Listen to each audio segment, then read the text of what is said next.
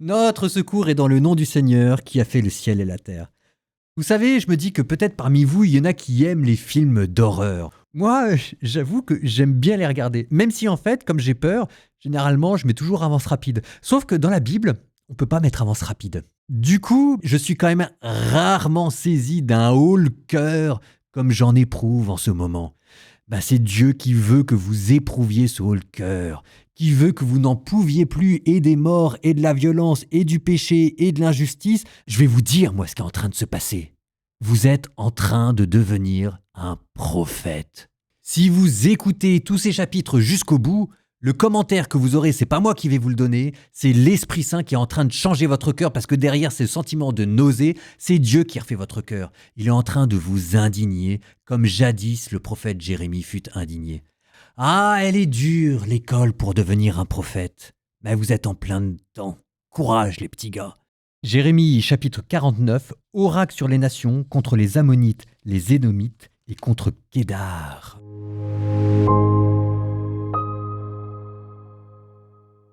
Sur les fils d'Ammon, ainsi parle le Seigneur.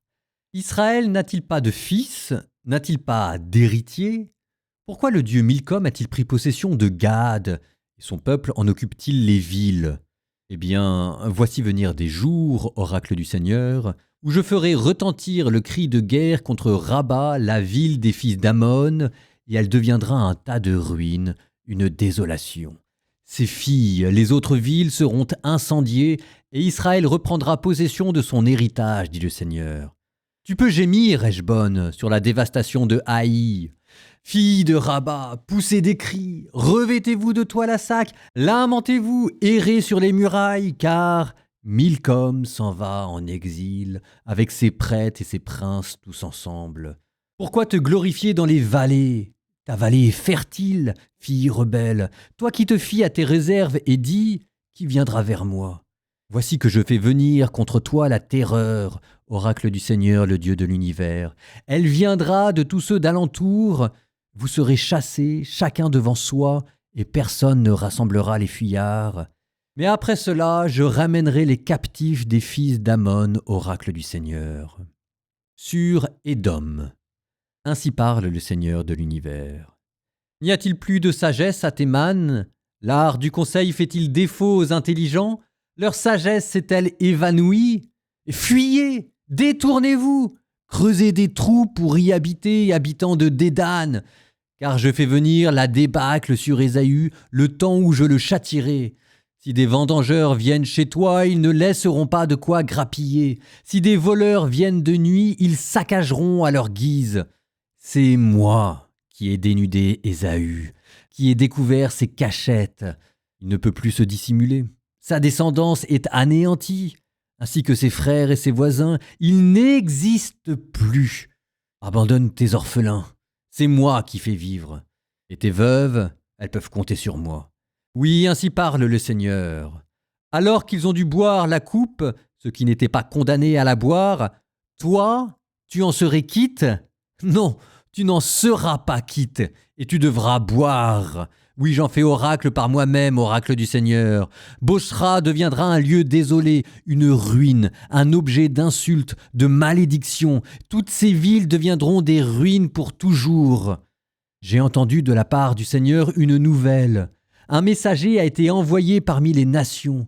Rassemblez-vous, marchez contre elles, debout pour le combat. Voici, je t'abaisse parmi les nations, je te livre au mépris parmi les hommes. L'effroi que tu inspires t'a trompé, ainsi que l'arrogance de ton cœur, toi qui demeures dans le creux du rocher, toi qui occupes le sommet de la colline. Comme l'aigle, tu fais ton nid dans les hauteurs. Mais je t'en ferai descendre, oracle du Seigneur. Édom deviendra un lieu désolé. Quiconque passera près de lui se désolera et fera entendre un sifflement de stupeur à la vue de toutes ses plaies, car il en fut lors de la catastrophe de Sodome et de Gomorrhe et des villes voisines, dit le Seigneur. Plus personne n'y habitera, aucun être humain n'y séjournera. Le dévastateur, voici qu'il monte comme un lion, des maquis du Jourdain vers les enclos prospères. Oui, en un clin d'œil, de là je ferai déguerpir Édom, et sur lui j'établirai celui qui est choisi. En effet, qui est semblable à moi? Qui m'assignera en justice? Et quel pasteur tiendra devant moi? Écoutez donc le plan que le Seigneur a conçu pour Édom et les projets qu'il a formés pour les habitants de Théman. Vraiment, les petits du troupeau les entraîneront. Vraiment, à cause d'eux, leurs enclos seront désolés. Au bruit de leur chute, la terre tremble. C'est un cri dont l'écho se fait entendre jusqu'à la mer des roseaux. Le dévastateur, voici qu'il monte comme un aigle. Il plane, il étend ses ailes sur Bosra. En ce jour-là, le cœur des guerriers d'Édom sera comme celui d'une femme en travail. Sur Damas, Hamath et Arpad sont couverts de honte, car elles ont appris une mauvaise nouvelle. Elles sont agitées, tourmentent sur la mer que rien ne peut calmer. Damas, découragée, se prépare à fuir. Un frisson l'étreint. Elle est saisie d'angoisse et de douleur, telle une femme qui accouche. Comment ne serait-elle pas abandonnée, la ville célèbre, la cité joyeuse? De fait, ces jeunes gens tomberont sur ces places, et tous les hommes de guerre seront réduits au silence en ce jour-là, oracle du Seigneur de l'univers. Alors, je mettrai le feu aux remparts de Damas.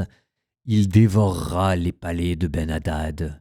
Sur Kédar et les royaumes de Hassor qui furent battus par Nabuchodonosor, roi de Babylone. Ainsi parle le Seigneur. Debout, montez à l'assaut de Kédar et dévastez les fils de l'Orient. On s'empare de leurs tentes et de leurs troupeaux, de leurs abris et de toutes leurs affaires. On enlève les chameaux et on leur crie « Épouvante de tous côtés !» Fuyez, vite, sauvez-vous, creusez des trous pour y habiter, habitants de Hassor, oracle du Seigneur. Car Nabuchodonosor, roi de Babylone, a conçu un plan contre vous. Il a formé contre vous un projet. Debout, montez à l'assaut de la nation paisible qui habite en sécurité, oracle du Seigneur. Ils n'ont ni porte ni verrou, ils demeurent à l'écart. Leurs chameaux deviendront une proie, et leurs nombreux troupeaux du butin. Je disperserai à tout vent les hommes aux tempes rasées. De tous côtés, je leur apporterai la débâcle, oracle du Seigneur. Et Hassor deviendra un repère de chacals, un lieu à jamais désolé. Plus personne n'y habitera, aucun être humain n'y séjournera. Parole du Seigneur qui fut adressée au prophète Jérémie sur Élam, au début du règne de Sédécias, roi de Juda. Ainsi parle le Seigneur de l'univers. Je vais briser l'arc d'Élam. D'où lui vient sa puissance? Je ferai venir sur Élam 4 vents des 4 extrémités du ciel, et je le disperserai à tous ces vents. Il n'y aura pas une nation où ne viendront des fugitifs d'Élam. Je ferai trembler Élam devant ses ennemis, devant ceux qui en veulent à sa vie. Je ferai venir sur Élam le malheur, mon ardente colère, oracle du Seigneur. J'enverrai l'épée à leur poursuite jusqu'à en finir avec eux. J'établirai mon trône sur Élam et j'en ferai disparaître roi et prince, oracle du Seigneur. Mais dans les derniers jours, je ramènerai les captifs d'Élam, oracle du Seigneur.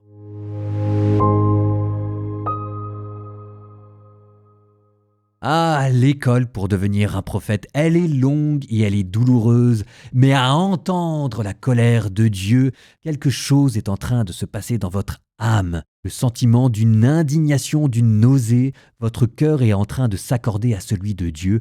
Vous êtes en train de devenir un prophète. Il vous manque encore à pleurer sur la misère humaine. Et cette fois-ci, c'est vers le livre des Lamentations que nous nous tournons, 4e lamentation. Après avoir entendu la prière de cet homme des douleurs, nous reprenons un peu de hauteur pour entendre à nouveau le cri de Jérusalem dévastée. Si vous faites attention d'ailleurs, Jérusalem n'est jamais explicitement mentionnée. C'est une lamentation qui vaut de tout temps pour toutes les villes qui ont été détruites. De la même manière que derrière l'homme des douleurs, Jérémie n'est pas explicitement nommé, on y a reconnu Jésus, mais vous pouvez aussi reconnaître tous ceux qui dans leur pays sont en train de pleurer sur les décombres de la guerre, et Dieu sait s'il y en a. Ça peut être en Syrie, ça peut être en Ukraine, ça peut être au Soudan, ça peut être là où vous voulez. C'est un cri de détresse, intemporel, universel qui vaut pour toutes les époques, pour toutes les villes et j'allais dire pour toutes les religions du monde. La souffrance est malheureusement l'expérience la plus universelle au monde. Pleurez avec Jérémie, pleurez qui que vous soyez, pleurez sur la guerre qui malheureusement vous accable. C'est le même cri des douleurs et si vous voulez devenir un prophète, il faut l'entendre jusqu'au bout. Pleurez sur lui, l'homme des douleurs, pleurez sur elle, la Jérusalem dévastée. Lamentation, chapitre 4. Comment l'or s'est terni, l'or pur s'est altéré, et les pierres sacrées sont dispersées à tous les coins de rue.